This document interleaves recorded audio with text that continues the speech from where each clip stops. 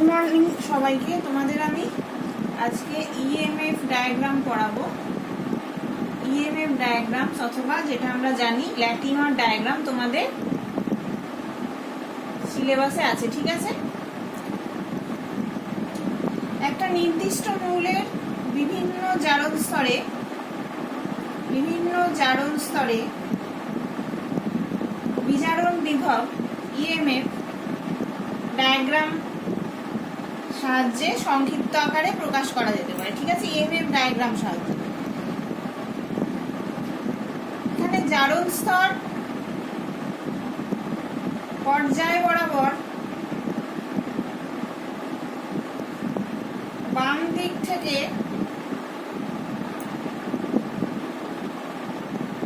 ডান দিকে গেলে কমতে থাকে। H plus OH minus H2O প্রভৃতি অণু বা আয়নকে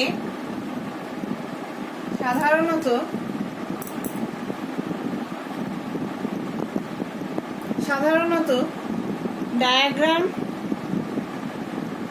এ দেখানো হয় না, ঠিক আছে।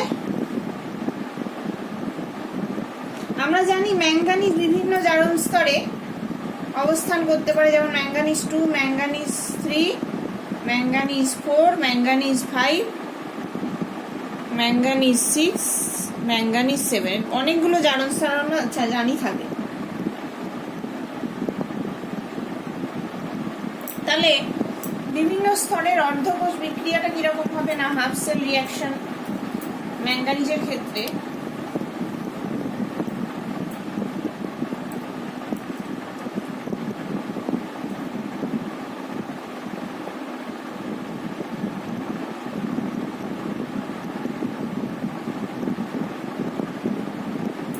Manganese 2 plus manganese 3 plus plus ই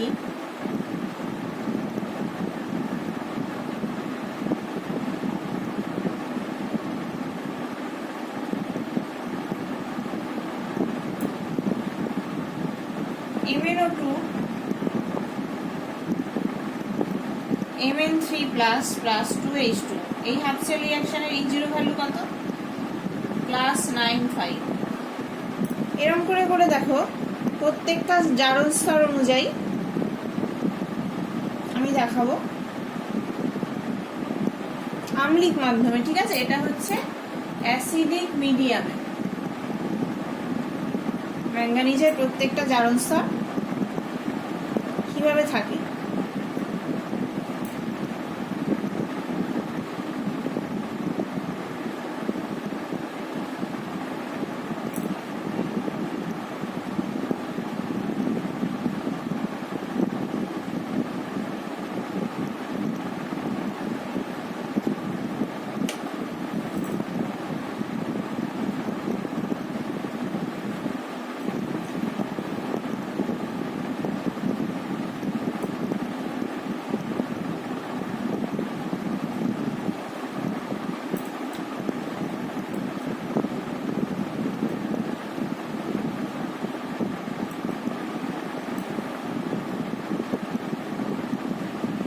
Mn2 প্লাস প্লাস 2H2, এর E0 ভ্যালু কত? 1.23 ভোল্ট।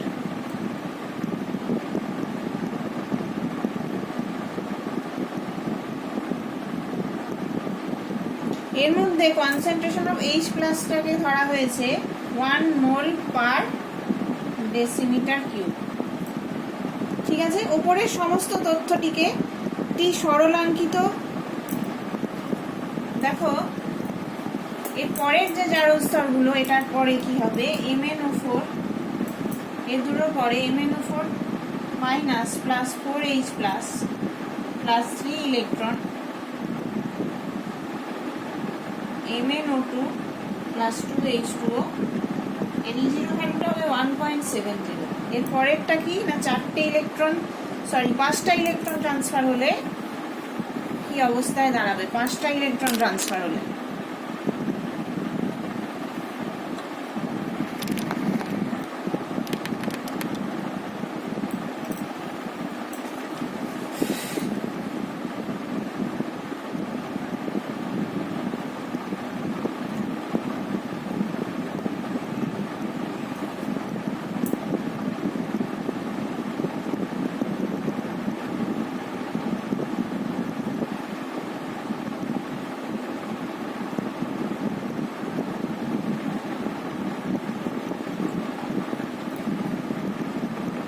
ঠিক আছে, এবারে একটা উপরের যে সমস্ত যে এই পুরো তথ্যটাকে আমরা একটা সরলাকৃত ইএমএফ ডায়াগ্রামে প্রকাশ করব, সেটাকেই আমরা বলবো ল্যাটিমার ডায়াগ্রাম অফ Mn2+। ঠিক আছে, তাহলে Mn এর ল্যাটিমার ডায়াগ্রামটা কিরকম হবে?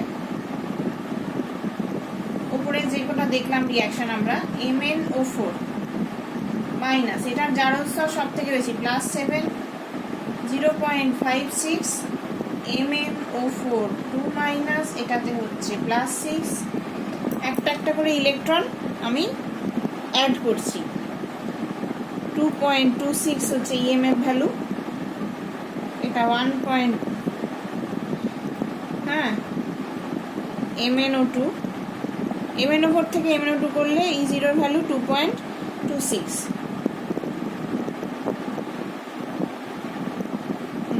আমরা আগেই দেখেছি এটা। MnO2 থেকে Mn+3 করলে ইএমএফ ভ্যালু 0.95। ঠিক আছে, আবার দেখো এটা থেকে Mn2+ করলে Mn3+ থেকে Mn2+ 1.51। আবার এখান থেকে যদি Mn করি 0, তাহলে এর ইএমএফ ভ্যালু -1.18। এবারে +7 থেকে +4, এটা তো +4 ম্যাঙ্গানিজের অক্সিডেশন স্টেট, 3টে ইলেকট্রন ট্রান্সফার হলে 1.7, 5টা ইলেকট্রন ট্রান্সফার হলে, এটা তো 5টা ইলেকট্রন ট্রান্সফার, তাহলে E0 মানটা হবে 1.51। আবার 4টে থেকে 2টো হলে এ 1.23। ঠিক আছে, +3 জারণ স্তর, এটা +2 জারণ স্তর, এটা 0 জারণ স্তর।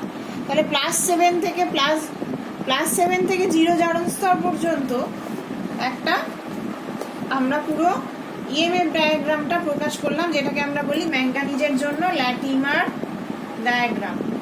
এগুলো কিন্তু তোমাদের মানগুলো সব মনে রাখতে হবে, আর কিছুই না।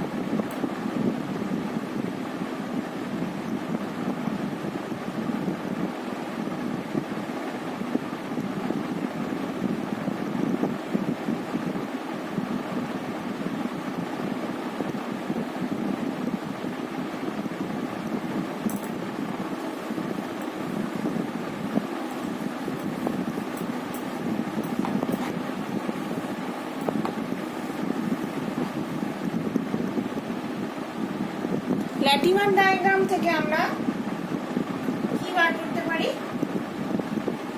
না, যে কোনো ধাপে E0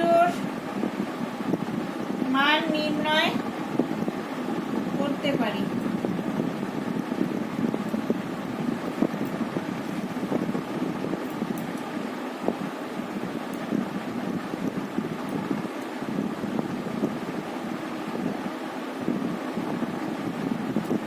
এবার ধরা যাক আমরা এই সিস্টেমটাকে যদি করা যায়, MnO4 2- থেকে Mn2+, এই কাপলটা, তাতে রিয়াকশনটা কিরকম আমাকে অ্যাসিডিক মিডিয়ামে আগে জানতে হবে। MnO4 2- প্লাস 8H+ প্লাস 4টে ইলেকট্রন ট্রান্সফার হচ্ছে, এখান থেকে আমরা পাচ্ছি Mn2+ প্লাস 4H2।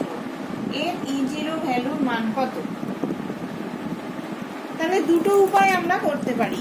স্টেপ 1 কি দেখো, আমরা জানি MnO4 2- টাকে আমরা আবার রিয়াকশন গুলোকে ভাঙছি, MnO2 থেকে Mn3 থেকে Mn2। ঠিক আছে, তাহলে এটা হচ্ছে কত, +6 +4 +3 +2। আস্তে আস্তে করে আমরা ভাঙলাম। এটা আমরা জানি এর E0 ভ্যালু 2.26, এটার ভ্যালু 0.95। এখানে নাম্বার অফ ইলেকট্রন ট্রান্সফার 6 থেকে 4 মানে 2, এখানে n = 1। ঠিক আছে, এখানেও n = 1, আর Mn3 থেকে Mn2+ হচ্ছে 1.51। তাহলে ডেল্টা জি সমান -NFE0 আমরা জানি। তাহলে মাইনাস এফ, প্রত্যেকটা ইলেকট্রন এটার জন্য ফার্স্ট স্টেপে হচ্ছে দুটো ইলেকট্রন ইন্টু 2.26 প্লাস একটা ইলেকট্রন ইন্টু 1.95 প্লাস একটা ইলেকট্রন 1.51। ঠিক আছে, এটা হচ্ছে আমাদের ডেল্টা জির মান। এটা হলো স্টেপ 1। এবার স্টেপ 2 থেকে দেখো, ডাইরেক্ট যদি আমরা স্কিপ করে যাই, প্রত্যেকটা পার্টে না ভেঙে আমরা ডাইরেক্ট যদি করি, তাহলে দেখো mn ও 4 2 মাইনাস থেকে mn 2 প্লাস, এটা হচ্ছে নাম্বার অফ ইলেকট্রন ট্রান্সফার 4। ঠিক আছে, প্লাস 6 থেকে plus 2, number of electron transfer 4। তাহলে ডেল্টা D0 মানে minus 4 into F into E0। ঠিক আছে, এবার যেহেতু দুটো পদ্ধতি ডেল্টা D0 মান একই, দুটো পদ্ধতি, স্টেপ 1 এ আমরা ডেল্টা E0 যে মানটা পেলাম, স্টেপ 2 তো ডেল্টা E0 মান একই, তাহলে আমরা দুটোকে দেখো সমান আকারে লিখতে পারি। Minus 4 into F into E0 সমান minus F into 2.2 into 2.26 plus 1 into 0.95 plus 1 into 1.51। ঠিক আছে, তাহলে এখান থেকে আমরা E0 এর মানটা পেলাম 1.745 ভোল্ট। তাহলে E0 কোন couple, MnO4 2 minus Mn2 plus, এই কাপেলটার জন্য E0 এর মান হচ্ছে 1.745। তাহলে আমরা একটা জেনারেলাইজড ফর্মুলা এখান থেকে বার করতে পারি।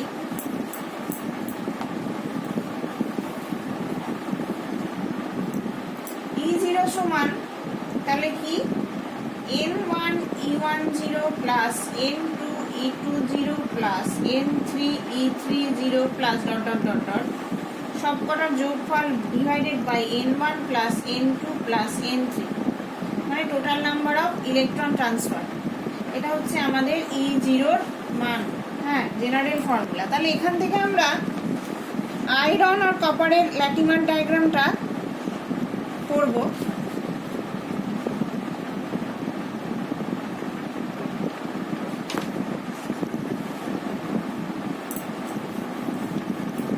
আজকে আমরা আয়রনটা পড়ছি।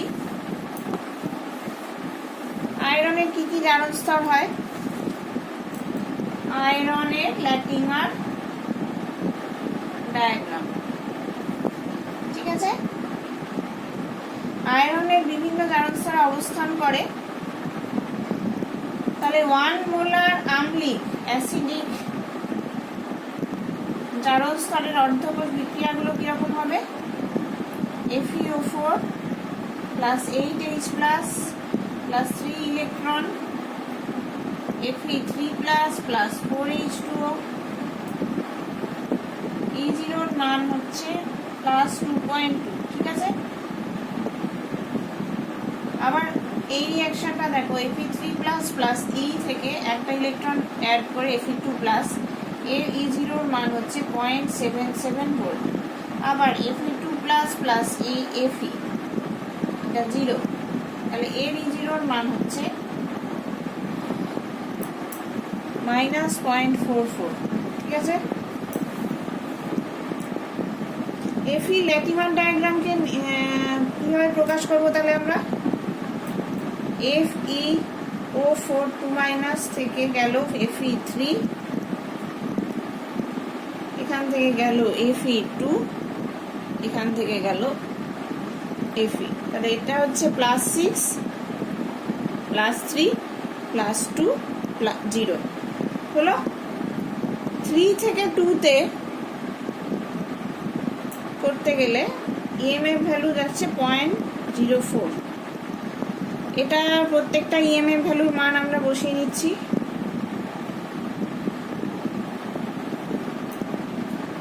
ল্যাটিমার ডায়াগ্রামের সাহায্যে পাশাপাশি অবস্থান করে না এমন দুটি জারণ স্তরে E0 এর মান নির্ণয় করা যায়। আমরা জানি পাশাপাশি অবস্থান করে না এমন কিছু একটা যে কোনো জায়গায় E0 এর মান নির্ণয় করা যায়। তাহলে Fe3 প্লাস আমি যদি এই কাপলটার করতে চাই, নির্ণয় করতে চাই, Fe3+ থেকে Fe এইটার যদি করতে চাই, তাহলে এটা কি হবে? N1E10 plus N2E20 divided by N1 plus N2, তাই তো? দেখো Fe3+ থেকে Fe এটার দুটো EMF ভ্যালু আছে, আমরা জানি দুটো স্টেপে হচ্ছে, সিঙ্গেল স্টেপে আমরা বার করতে চাইছি, তাহলে নাম্বার অফ ইলেকট্রন ট্রান্সফার হচ্ছে 2 প্লাস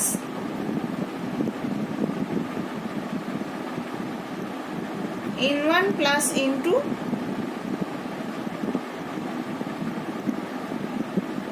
2 প্লাস 1 3, ঠিক আছে? তিনটে ইলেকট্রন ট্রান্সফার হচ্ছে +3 থেকে 0, তাহলে এটা হচ্ছে 3। তাহলে N1 হচ্ছে একটা ইন্টু E1 হচ্ছে 0.77 প্লাস N2 হচ্ছে দুটো Fe2 থেকে Fe -0.44 by N1 plus N2 মানে 1 প্লাস 2 মানে 3। এটার মান হচ্ছে গিয়ে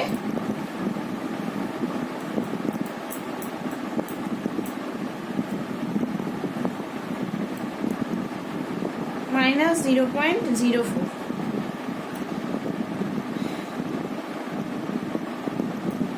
তাহলে এটা গেল আমাদের ল্যাটিমার ডায়াগ্রাম থেকে যে কোনো জায়গায় E0 এর মান বের করা।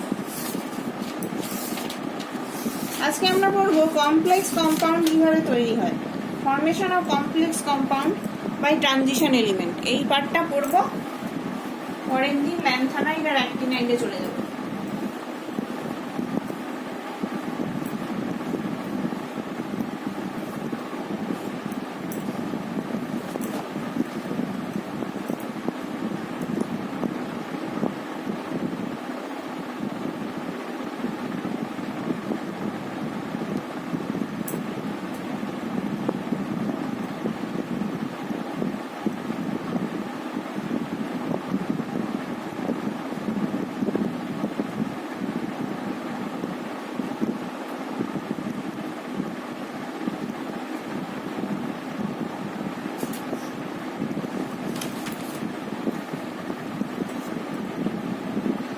আচ্ছা, সন্ধিগত মৌলের ক্যাটায়ন গুলো নির্দিষ্ট সংখ্যক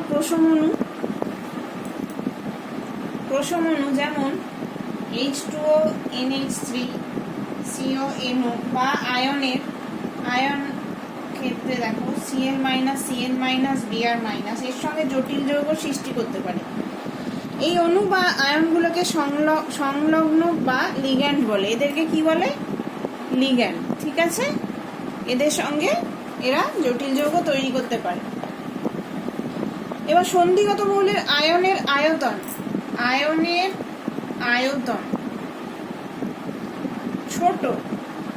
ছোট হয় এবং অধিক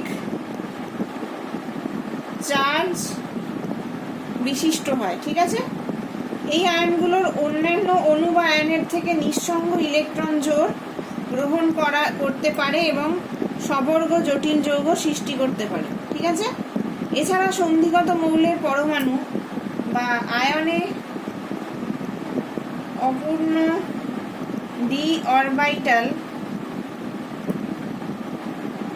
ডি অরবিটালে লিগ্যান্ডের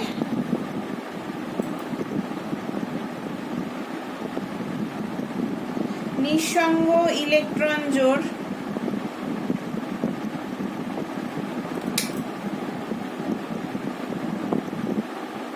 সহজেই গ্রহণ করতে পারে, ঠিক আছে? ইলেকট্রন জোড় সহজেই নিঃসঙ্গ আয়ন জোড় গ্রহণ করতে পারে। তাহলে আয়নীয় ভবন বিভব এদের কিরকম হবে? চার্জ বাই ব্যাসার্ধ কম, চার্জ বেশি মানে এদেরটা খুব হাই হবে, বেশি। পজিটিভ চার্জের ঘনত্ব খুব বেশি হয় এদের মধ্যে, হ্যাঁ? এই ফলে ইলেকট্রন জোড় দাতা লিগ্যান্ডগুলো সহজেই ধাতব পরমাণু দ্বারা আকৃষ্ট হয় এবং সহজেই জটিল যৌগ গঠন করতে পারে।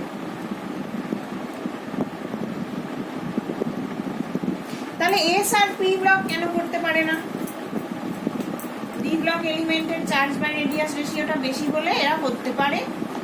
এস আর পি ব্লকের ক্ষেত্রে কি হয়, এস আর পি ব্লক মৌলের যোজ্যতা কক্ষে আংশিক পরিপূর্ণ ডি অরবিটাল নেই, যেটা ট্রানজিশনের ক্ষেত্রে আছে, তাই তাদের জটিল যৌগ গঠনের প্রবণতা খুব কম। ঠিক আছে, এরা জটিল যৌগ গঠনের প্রবণতা খুব কম। সন্ধিগত মৌলেতে দু ধরনের জটিল যৌগ দেখা যায়, দুই ধরনের জটিল যৌগ হয়। হ্যাঁ, এক নাম্বার কি, প্রশম জটিল যৌগ, মানে নিউট্রাল প্রশম জটিল যৌগ। এদের এক্সাম্পল হচ্ছে NiCO4। আর আয়নীয় জটিল যৌগ,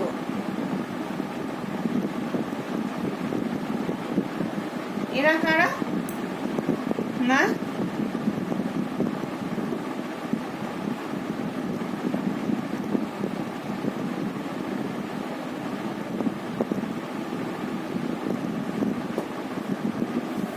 এই দুটো। নিচের তালিকায় 3D সন্ধিগত মৌল দ্বারা সৃষ্ট কয়েকটি জটিল যৌগ নাম দেওয়া হলো। এগুলো তোমরা পরে পড়বে, স্ক্যান্ডিয়াম থেকে টাইটেনিয়াম থেকে জিঙ্ক পর্যন্ত দেওয়া আছে। হ্যাঁ, এবারে আমরা গঠনগুলো একটু আলোচনা করব।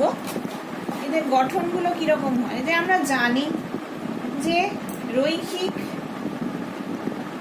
গঠন বা লিনিয়ার গঠন কাদের কাদের হয় না, কোঅর্ডিনেশন নাম্বার 2 হলে তাদের ক্ষেত্রে লিনিয়ার স্ট্রাকচার হয়।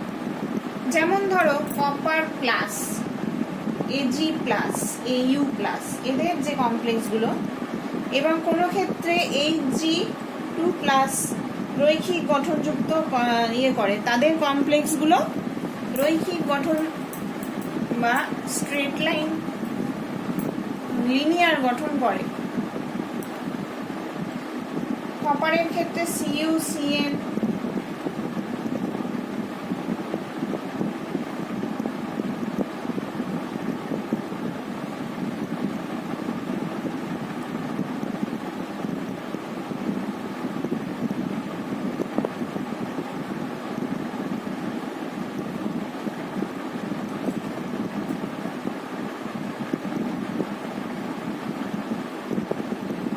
এই কারণে যৌগগুলো সব HgCN2, এরা সব রৈখিক বা লিনিয়ার গঠন। সমতলীয় বর্গাকার বা স্কোয়ার প্ল্যানার কারা কারা করে,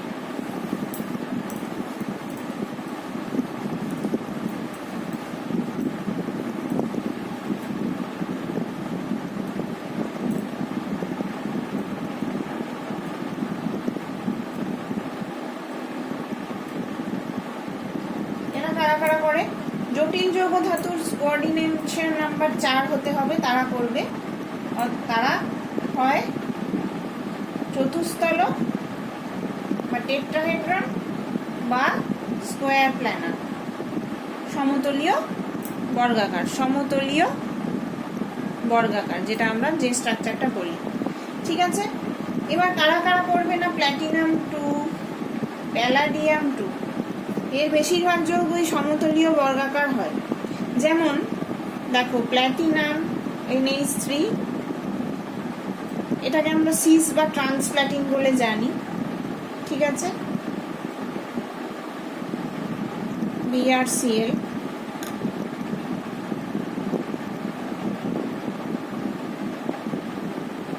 এরা ওই সমতলীয় বর্গাকার অথবা স্কোয়ার প্ল্যানার হয়। এদের একটা এক্সাম্পল দেখো, আমি দেখাচ্ছি। PT NH3, এদিকে দুটো ক্লোরাইড, এই যে এই কমপ্লেক্সটা হচ্ছে স্কোয়ার প্ল্যানার কমপ্লেক্স।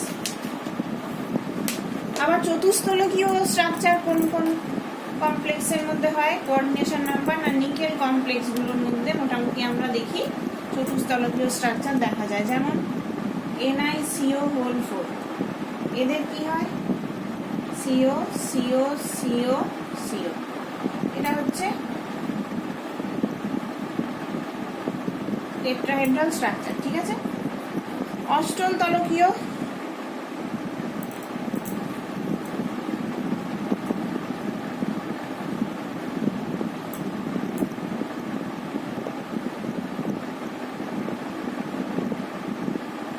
অষ্টল তলকীয় জটিল যৌগ ধাতুর গঠন CN6 হলে জটিল যৌগর গঠন অষ্টল তলকীয় হয়। যেমন ধরো এই ধরনের গুলো, H2O, আয়রনের এই কমপ্লেক্সটা অক্টাহেড্রাল কমপ্লেক্স। আবার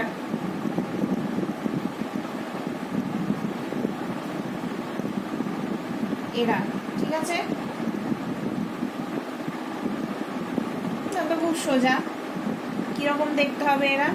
না, ছটা এরকম থাকবে, জল জল জল জল জল জল। এটা হচ্ছে আমাদের অষ্টল তলকীয় স্ট্রাকচার। FeH2O6